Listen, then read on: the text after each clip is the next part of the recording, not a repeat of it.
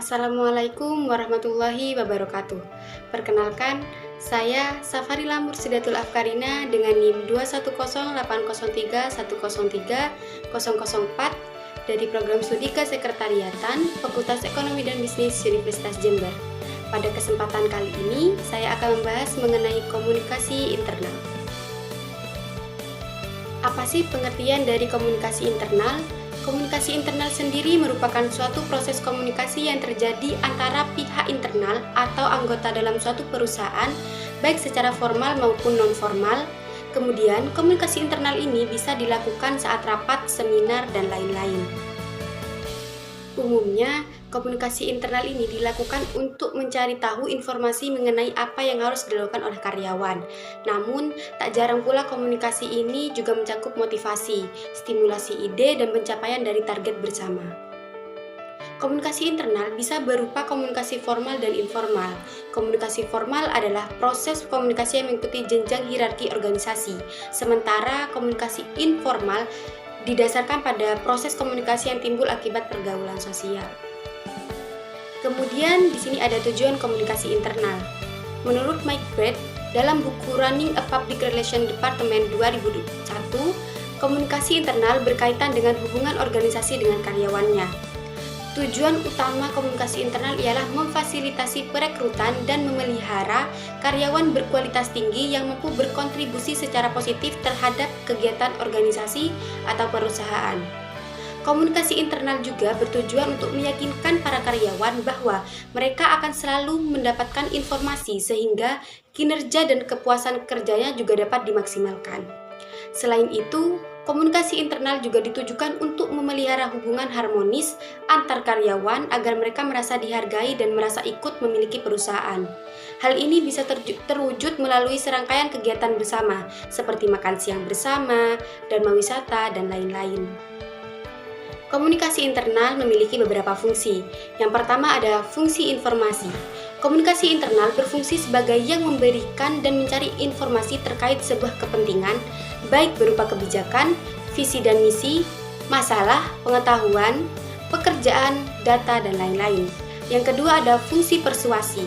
Dalam komunikasi internal, saling memotivasi atau mempersuasi sangat diperlukan.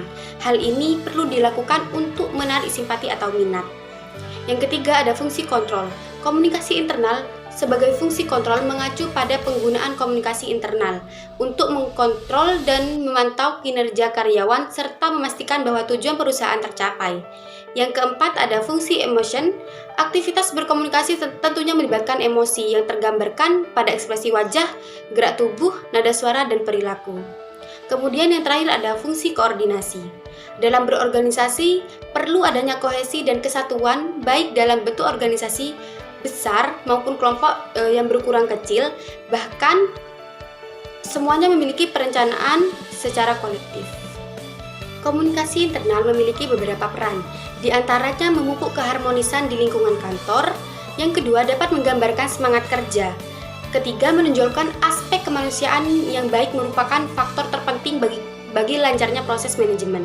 Kemudian ada memupuk perasaan kejiwaan yang dapat menyatukan setiap karyawan dengan pekerjaan.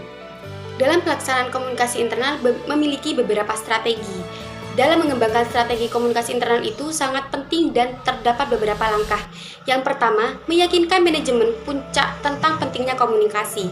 Yang kedua, membangun aliansi seluruh organisasi untuk mendukung inisiatif.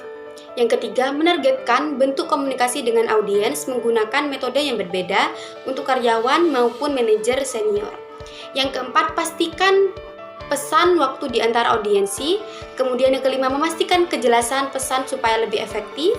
Keenam, melatih keterampilan komunikasi dan memahami pentingnya komunikasi. Dan yang terakhir ada mempertimbangkan apakah komunikasi dibangun ke dalam tahap perencanaan sesuai kegiatan. Beberapa pengaruh terhadap hubungan internal. Yang pertama itu ada hubungan dengan karyawan atau employee relationship. Untuk menciptakan hubungan yang baik dengan karyawan, public relation harus melakukan berbagai kegiatan untuk mewujudkan harapan suatu organisasi atau perusahaan. Karena berpegang teguh pada hubungan karyawan yang diharapkan akan mengarah pada hasil positif, yaitu karyawan merasa dihargai dan dibutuhkan oleh perusahaan.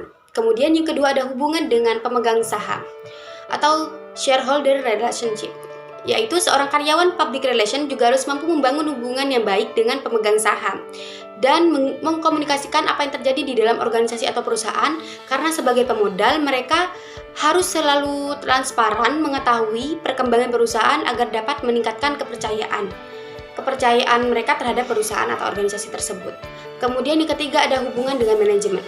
Kegiatan ini untuk menjaga hubungan baik dengan para manajer di lingkungan perusahaan, karena manajer adalah orang-orang pilihan, maka bagiannya harus dilakukan kegiatan-kegiatan khusus yang diperlukan sebagai orang-orang yang dianggap penting.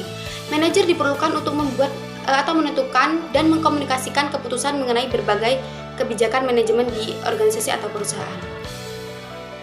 Berbicara mengenai komunikasi internal, bagaimana sih caranya berkomunikasi yang baik? Demi menunjang komunikasi internal yang baik, kita harus memahami bagaimana cara komunikasi yang baik.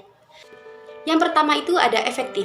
Cara berkomunikasi yang baik adalah to the point atau tepat sasaran dan tidak bertele-tele. Berbicara secara efektif lebih diminati pendengar daripada bicara yang panjang lebar dan tidak fokus pada topik tujuannya.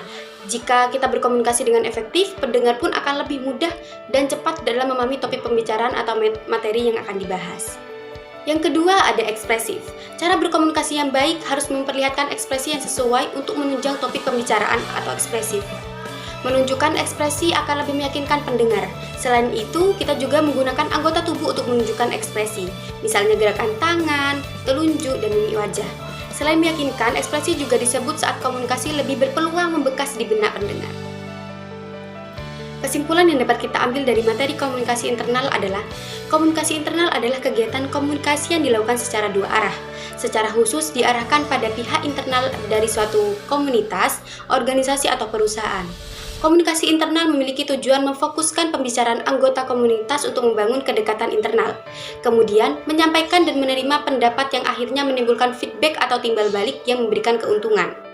Selain itu, komunikasi internal dalam perusahaan juga diharapkan dapat meningkatkan kualitas sumber daya manusia atau SDM yang terdapat dalam organisasi tersebut. Dengan adanya komunikasi internal, setiap sumber daya manusia akan mengeluarkan pendapat, saran, hingga ide baru, maka akan didiskusikan secara dua arah dengan anggota lain.